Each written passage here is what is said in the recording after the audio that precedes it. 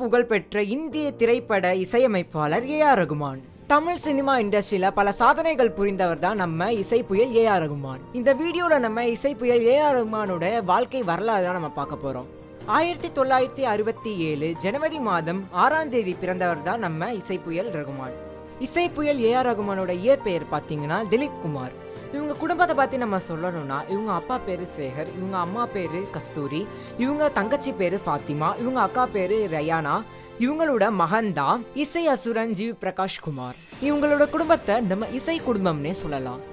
சின்ன வயசுல தந்தையை இழந்து குடும்ப வறுமையில இசை பயணத்தை தொடங்கியவர் ஏ.ஆர். ரகுமான். எம்.எஸ். விஸ்வநாதன், ரமேஷ் நாயுடு, ஜாகிர் ஹுசைன், குன்னக்குடி வைத்தியநாதன் போன்றவரோட தான் பணியாற்றினார்.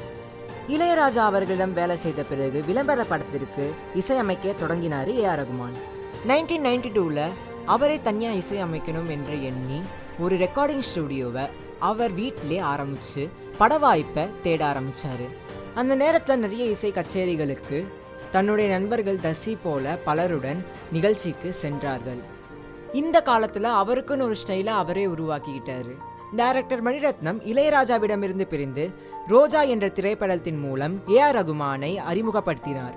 இந்த ரோஜாவில் இருந்து மலர்ந்து இசை மேதையாக உலகம் அறிய புது இசையை தமிழ் திரைக்கு மட்டுமல்லாமல் இந்திய திரைக்கு மட்டுமல்லாமல் உலகமெங்கும் கொடுக்க தொடங்கிவிட்டார் நம் திரு ஏ.ஆர். ரகுமான் அவர்கள்.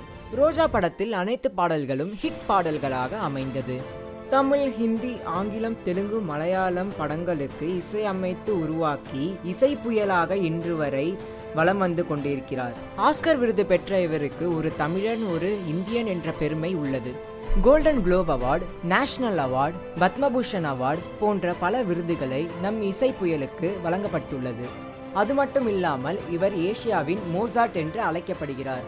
2009ஆம் ஆண்டு 81ஆம் ஆஸ்கர் விருதுக்கான அமைக்கப்பட்ட மாபெரும் மேடையில் தமது தாய்மொழியில் எல்லாம் புகழும் இறைவனுக்கே என்ற மந்திரத்தை சொல்லி பாடி தமிழுக்கு பெருமை சேர்த்தார். எல்லா புகழும் இறைவனுக்கே.